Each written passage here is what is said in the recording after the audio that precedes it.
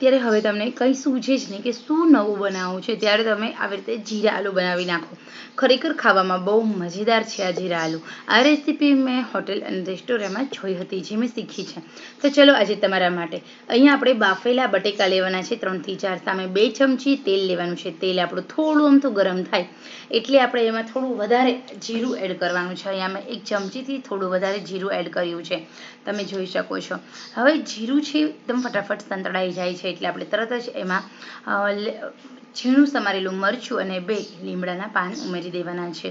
જીરા આલુમાં જો તમે આવી રીતે વઘાર કરશો તો બહુ સરસ રહેશે. સાથે થોડી હિંગ ઉમેરવાની છે, જેના કારણે બટેકા એકદમ ઇઝીલી પચી જાય. માત્ર થોડી ટેસ્ટ અકોર્ડિંગ આપણે અંદર એડ કરવાની છે ઓનિયન, બહુ વધારે નહીં, અડધાની અડધી પણ તમે ઓનિયન લઈ શકો છો.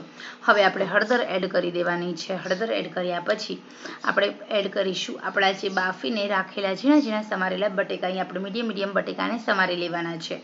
તો અહીંયા આપણા બટેકા પણ એકદમ સરસ એડ થઈ ગયા. હવે આપણે નમક એડ કરી દેવાનું છે. નમક એડ કર્યા પછી ટેસ્ટ અકોર્ડિંગ આપણે લાલ મરચું એડ કરીશું અને સાથે સાથે આપણે થોડો અમથો એવો ગરમ મસાલો પણ એડ કરવાનો છે. ગરમ મસાલો હું અહીંયા મેગી મસાલો એડ કરું છું, જે ટેસ્ટી હોય છે. અહીંયા આપણે 1 ચમચીથી થોડો ઓછો, એટલે એકદમ 1 નાની ચમચીથી ઓછો અને અડધી ચમચીથી થોડો વધારે એટલો મેગી મસાલો એડ કર્યો છે.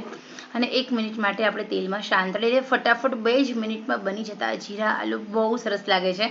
તમને આલુ તમે જોઈ શકો છો તો ભૂંગળા બટેકા સાથે પણ તમે આ જીરા આલુ ખાઈ શકો છો, પરોઠા સાથે ખાઈ શકો છો, અથવા તો નાની ભૂખ હોય ને તો તમે એમ જ નાસ્તામાં તમે લઈ શકો છો.